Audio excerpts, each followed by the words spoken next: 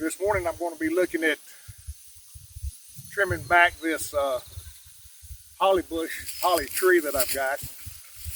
And one of the things that you may notice, we had come in here earlier, we took out the top because this thing was probably 4 or 5 feet up. And I wanted to make sure we could get this under control before it got too far out of hand. So I cut the top out. We can just be looking at shaping this thing up now so that we can get it back a little bit better under control, make it look a little bit nicer. So here we go.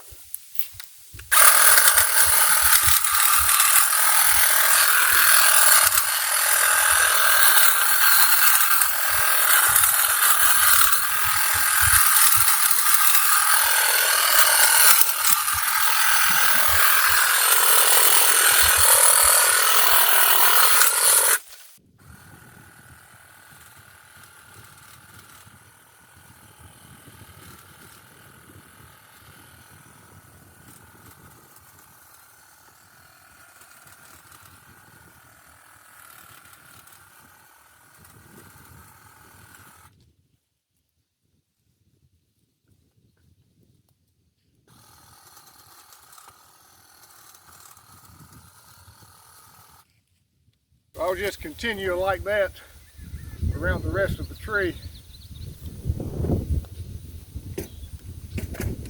Then I'll come back right at the end and show you what the final product looks like.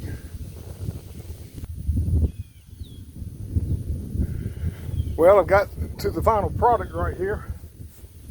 I trimmed it back fairly well. Maybe this winter when I come back, if I need to try to bring it in some more, I'll get in there a little bit sharper and get in there and just kind of thin it out a little bit, because they were starting to get out of hand. I probably let it go this winter and I shouldn't have, but I think taking the top out and then letting this thing grow and bush out a little bit will be the trick.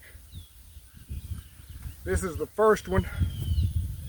I got 2 in each bed. I've got 4 beds, so that means I got 7 more to go. But I think it's going to be 1 bush a day. While I was also out here doing my holly tree trimmings, I thought I'd show you a little bit about my crepe myrtles. I do these entirely different. As you can see, I have a line of crepe myrtles right here, and I just trim out underneath and leave the tops in because I do like them to grow as a tree. They won't get as full and they're manageable up there, but you can see I've just come along here and taken out the smaller branches on the bottom and the suckers. And I try to leave at least 3 to 5 trunks on them as they grow up. If they sucker out, I take those off so that I won't have but so much. I like to keep it in odd numbers. That doesn't work out all the time, but that's what I like to do. I really like my crepe myrtles, and I'll show you an example of a couple of pictures I've got of what I call crepe myrtle, and that's when they just cut out the tops of them and then they splinter up and sucker quite a bit, which is something I just really detest doing.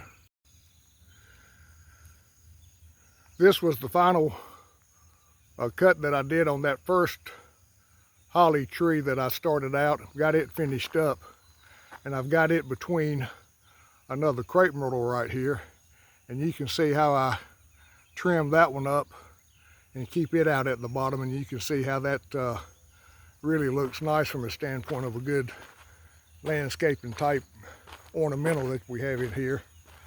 And that was the other holly that I did that was on this bed. I've got these other 2 little crepe myrtles that I haven't done yet.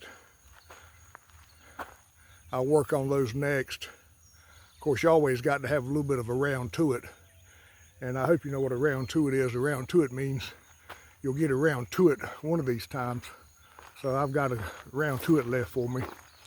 And that was the other pair of hollies on this bed right here, and around this crepe myrtle as well. So I've still got a little bit of work to do, but I'll get around to it. This is the Nitro Worx hedge clipper that I was using out front. It comes with the two 20-volt batteries.